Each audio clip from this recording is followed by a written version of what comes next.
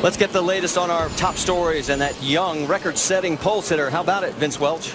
Well, Marty, throughout the garage, everyone seems to be in agreement that 18-year-old Darrell Wallace Jr. has unquestioned talent. All he needs is seat time, experience. In just his 4th Nationwide Series race, he will start this race from the pole here today. So we know he can do it for 1 lap. The big question is, can he do it for 200? Dave Burns? Coming out of turn number 4, Darrell Wallace Jr. sees the white flag one more time in Martinsville. Got a great battle for 3rd and 4th back there. You see Brennan 2nd. There's Jeff Burton, Ben Kennedy, Ryan Blaney, Denny Hamlin all nose to tail. Down the backstretch, Darrell Wallace Jr. almost a backstretch lead over 2nd place Brendan Gaughan. Out of turn number 4, Darrell Wallace Jr. is going to get his first win in the Camping World Truck Series.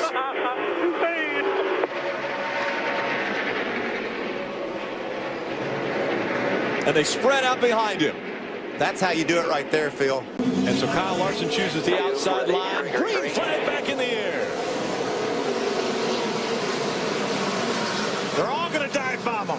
And hard into turn 1 and 2. Darrell Wallace Jr. steals the lead away. Here comes Hornaday.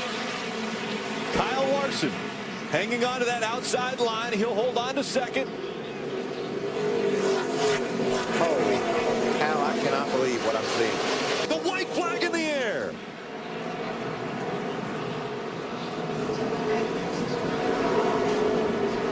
Darrell Wallace Jr. has put on a clinic here at Eldora Speedway on dirt. He has been out front for 97 laps. The 98th is coming now. Checkered flag for Darrell Wallace Jr. Holy cow! Eldora! No way! Darrell Wallace Jr. Bubba wins at the historic Eldora Speedway. Half a mile to the win for Darrell Wallace Jr. Ryan Blaney back up into the top 5. And Tyler Reddick coming with him, but they're not going to have anything for Bubba Wallace in that Wendell Scott painted truck. Darrell Wallace Jr., short track sensation, 2nd year in a row. He's going to win at Martinsville. Well, it was a tough, challenging Friday. Had to go to a backup car, but boy, did it turn into good things on Saturday. After that checkered flag coming out, listening to you on the radio, it sounded like you won the race. Hell yeah, forget the 20. You're welcome for that restart, Eric. We got a really good start. Our Ford Mustang was really hooked up. Man, I knew that the next last restart, we started on the bottom, lost a couple spots, and we were kind of in the catbird seat. I was hoping Eric would have messed up, but man, it's really hard to mess up in those cars. But we're working, man. This has been a rough weekend for us starting out. Backup car. That just goes to the credit of all my guys standing here for thrash on this thing to get our loudmouth Mustang in a P2 spot. I wouldn't have freaking called it. This is a good day. Congrats to my girlfriend Amanda. She graduated today. Darrell Wallace Jr. gets his best finish of the year. Coming to 2 to go. 2 laps remaining. What a year it has been for Bubba Wallace. His Xfinity team shut down after just 12 starts this season, and now going for the lead again is Austin Cindric. Can he make it stick? Is he going to have any help from Christopher Bell? Cindric alongside of Wallace. Bell behind Wallace giving a push. Here comes Kyle Busch to the bottom. Wallace still out front, but barely. Cindric not giving up on the inside. Coming to 1 to go. The white flag out at Michigan. 2 miles left. Who's it going to be? There's no room up top for Austin. Cindric loses his positions, and Bell now goes to the inside of Wallace. Bubba's going to fight back on the outside. Bell got a little bit loose down there.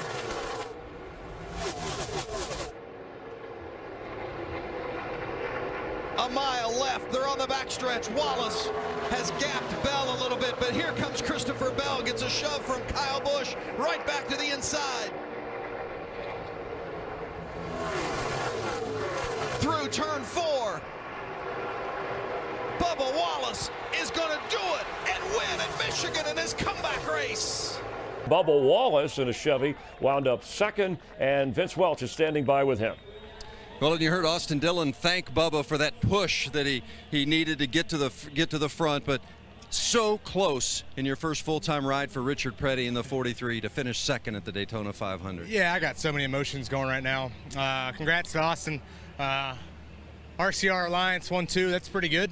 I want to see the replay before I say anything stupid, but he might need to take some Adderall for that one. But all in all, a great day for our Click and Close Chevrolet Camaro Z01 team. Just an incredible experience for me to be able to be here for my first. What do you see in here? He says I cut his tire down. Looks like the same movie he pulled on Blaney at Martinsville. But hey, we edged him out. We beat him, so it's all good. But hey, we're Daytona 500, and put that aside. My nerves are shot up right now. The King comes in all mad at me and says, after all I've told you, what was the first rule that I told you to do? And I'm like, I don't know. I lost my breath. And he says, don't wreck the car. And so thank you to the King for keeping me young, keeping him young as well. But thank you to the King as well for giving me this opportunity, putting them second place, putting Click and Close in second place. We know how much stress this team has been through in the last 3 or 4 months just trying to get this program together. So for me to come out here and this hectic 3 months I've had with the Facebook series Behind the Wall and Bubba Wallace, check it out. Hell of an ending for us tonight. But P2 for my first Daytona 500, I'll take it. Up front, Daniel Suarez beats Wallace to the line. 1 to go. I love the fight Bubba Wallace has in him right hang now. on to him. That got ugly getting into turn 1. That was a great side draft that Bubba Wallace gave to Suarez to fight for that position. Oh, this is going to be big. Larson still coming on the inside. He's up to third. He's got one more corner to get there. I think Bubba's got probably not enough time. Wallace, Suarez to the bottom. Crossover. Wow. Bubba. My goodness, these finishes have been crazy. What about that 41 car Suarez? I thought he was going to sneak through there. What a run today for Bubba Wallace and this 43 team. Unbelievable. Third place finish for you. Where did that come from? I don't know. It's not supposed to happen. According to Twitter, we're supposed to run 25th to 30th all week and crash cars. It's pretty banged up. But the King come down and give me a big bear hug. I haven't had one of those hugs since the 500 last year. So it's a special day and special weekend when he's excited. He's not sitting on the plane already waiting on us. But we've had speed since we unloaded here, and with this package, it kind of evened the playing field out, and we were able to capitalize. A lot of guys wrecked out early. Super long race. I have to come on the radio. I'm like, it's bad when you start smelling yourself. You know it's a long race, but what a hell of a day for all of us, going from the lowest of lows almost to the highest of highs. I knew we didn't have anything for the 4 or the 22, really the 12, but just with this package, you're able to kind of manipulate the air. And I gave Blaney a lane. He's still pissed off, so I'll buy him a beer. It's all right. But hell of a day for my guys, everybody on the Worldwide Technology Chevrolet, everybody at Victory Junction, Chevrolet, Air Force, just everybody that helps out this program. It's so small, and we need everybody touching, feeling, sending messages about this car. And hey, text Bubba to 36413 to Victory Junction to help donate. And nailed that. My PR person's giving me a hell of a thumbs up. So, yeah, I'm going to chug this Coke, and then it's going to turn into something else after this as we're going to party. So, appreciate y'all. Hell yeah. Hey, Bubba, runner-up at the Daytona 500. You shone at the All-Star race, and now here at the Brickyard, a top 3. What is it about these moments, these big tracks, that brings out the best in you? That's a great question. I have no idea. I think mentally it was challenging for me the last 30 laps, because you go hard and you're running 4th and 3rd and caution come out, and I always jinx myself. Like, even back in the truck days when we were winning, I would always start thinking about, what am I going to say in victory lane? What am I going to do? But it reassures me that I still have that excitement and that feeling of winning and going out and competing. People ask, how do you keep doing it every weekend?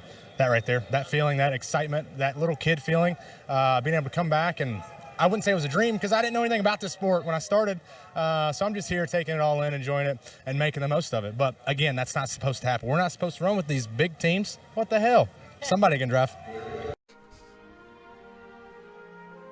Welcome to Talladega, where we try for the second day to get 500 miles of racing in. Weather prevented that yesterday. King Richard Petty's here. And this was just recently painted in the tri-oval grass.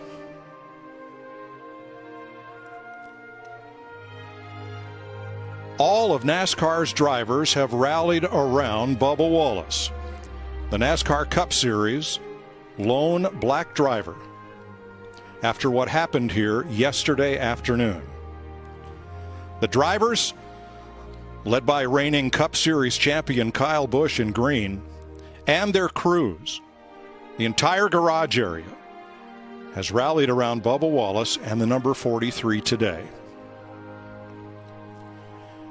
Because yesterday afternoon, a noose was found hanging in the garage stall of Bubba's race car. In the NASCAR Cup garage area, a secure area where access is limited to competitors, officials, and track staff. A despicable act by someone flying directly in the face of NASCAR's efforts to build a culture that is diverse, equal, and welcome. That's why Richard Petty is here today, and why Ryan Blaney, Bubba's friends, competitors, and on-track foes have closed ranks around him.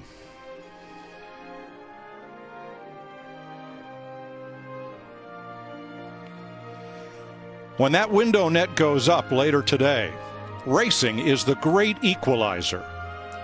Everybody's 6'4", 240 pounds. Everybody has 600 horsepower. No one is white, black, brown, or yellow.